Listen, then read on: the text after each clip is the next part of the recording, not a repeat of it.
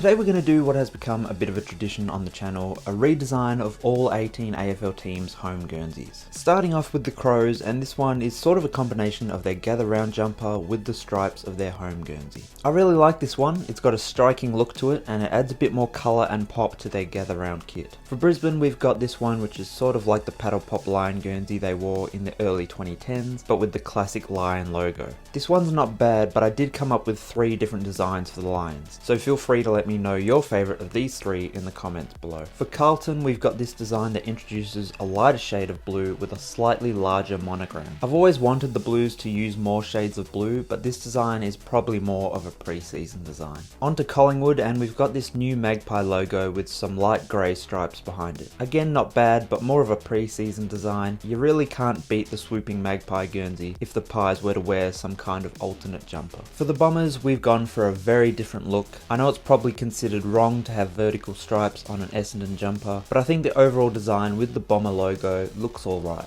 To Freo now, and we've gone back to the classic anchor design, this time with a purple base behind it. This one's a nice variation on the Clash jumper from the late 2000s, and I reckon it'd look great with purple shorts. Geelong can sometimes be a difficult team to design new Guernseys for. This one incorporates their logo in a two-tone blue design. The issue you might have with this is that from a distance it might end up looking like a blank navy jumper. For Gold Coast we've got this sun rays sort of concept, a bit abstract, a bit out there, but I kinda like this one. And let's face it, the Suns are a team that could really use some creativity in their jumpers. Onto the Giants now, and for this one we've reused their logo in a simple orange on black design. I think they used to have some training kits that looked like this, maybe in some different colours, and I think it really works. I still prefer their OG home jumper, but this one's not too bad. Onto Hawthorn, and I've reused this swooping hawk design from the relocated VFL video, and one the Hawks should have tried out back in the 2000s when they had this logo. For the D's we've taken the flaming M from their old logo. This is similar to a red Clash jumper they wore in the mid 2000s also, but I think the change in colour and the few other alterations I've made make for a decent Guernsey. For North Melbourne we've got this design from my recent gather round video. I really like this one, and it also solves the problem of a jumper that North could wear as a clash against the Cats. Onto Port, and this might be my favourite design of this set. I've used the PA lettering from their logo in a black stealth style. Again, it's probably more of a training jumper, but if they did wear this, they'd have the best training kits in the league.